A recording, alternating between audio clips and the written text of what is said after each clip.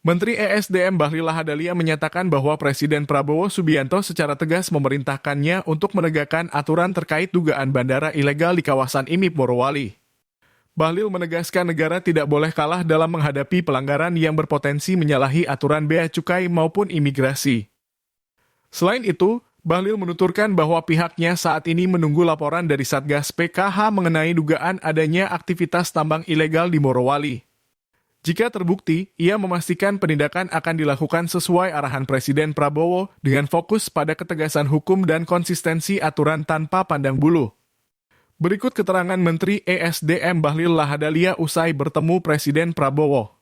Pak, soal bandara IMIP itu dari ESDM ada yang turun tangan nggak Pak di Morowali? Kemarin Satgas PKH, saya kebetulan pada satu hari sebelumnya saya ikut mendampingi Pak tim dipimpin langsung oleh Pak Safri. Saya ke Bangka Belitung dan setelah itu saya balik karena ada rapat dengan Bapak Presiden. Jadi saya tidak ikut serta dalam tim yang turun di IWIP. Tapi itu kan bagian dari nikel, dari SDM juga ada ditugaskan nggak untuk investigasi juga atau bagaimana? Di bandara itu kan ada Kementerian Teknis yang mengaturnya.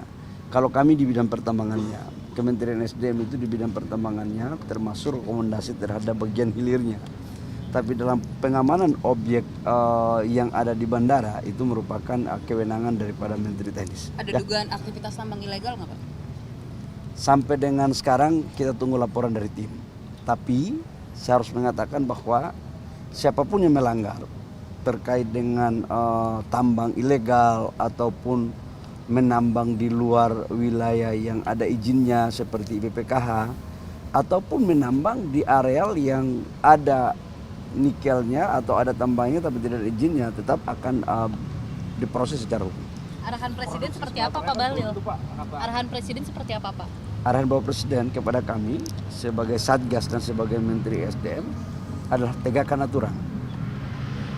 Jangan pandang bulu, karena nggak boleh negara kalah dari apa yang terjadi yang kurang pas dan atau melanggar hukum. Pak, terkait dengan relaksasi ekspor seperti apa ya Pak? Kebanyakan Tentang apa? Kemarin itu itu bilang kalau misalnya pertumbuhan ekonomi di Papua Tengah itu sedang menurun 8%. Salah satunya gara-gara ekspor di Freeport itu tertahan. Kira-kira misalnya dari Kementerian SDM sendiri relaksasi ekspor ini Saya harus mengatakan bahwa untuk ekspor konsentrat Freeport tidak ada yang tertahan, semuanya sudah selesai dan sekarang waktunya udah selesai, jadi nggak ada yang ditahan-tahan ya. Pak, terkait dengan prajurit TNI Pak untuk menjaga kilang ini, sikap SDM gimana Pak? Prajurit TNI untuk menjaga kilang minyak Pak? Yang di mana? Dari Pamenhan Pak. Oh ya, saya pikir semua institusi negara harus berkolaborasi untuk mengamankan apa yang menjadi hal-hal penting bagi kepentingan negara. Berarti nggak masalah Pak? Oh, nggak ada masalah, itu daripada orang sabotase. Jadi aparat keamanan TNI, polisi itu penting. Sudah ada ancamannya Pak? Ya kita lihat, kalau itu ancamannya kita lihat, potensi itu kan selalu kemungkinan ada ya. Oke. Pak, kemarin rapat sama kalau rapat sama Purbaya soal itu LPG gimana Pak? berapa banyak Pak tambahan LPG-nya Pak? Sorry. Subsidi LPG Pak? Apa itu? Rapat soal subsidi LPG Pak? Oh ya, kemarin kami melakukan rapat dengan Menteri Keuangan Pak Purbaya dan Kepala Biro BUMN Pak Doni untuk membahas tentang subsidi LPG menjelang Natal dan Tahun Baru ini. Kan harus kita memastikan semuanya harus clear, termasuk stok BBM karena kemarin sama-sama Pertamina juga.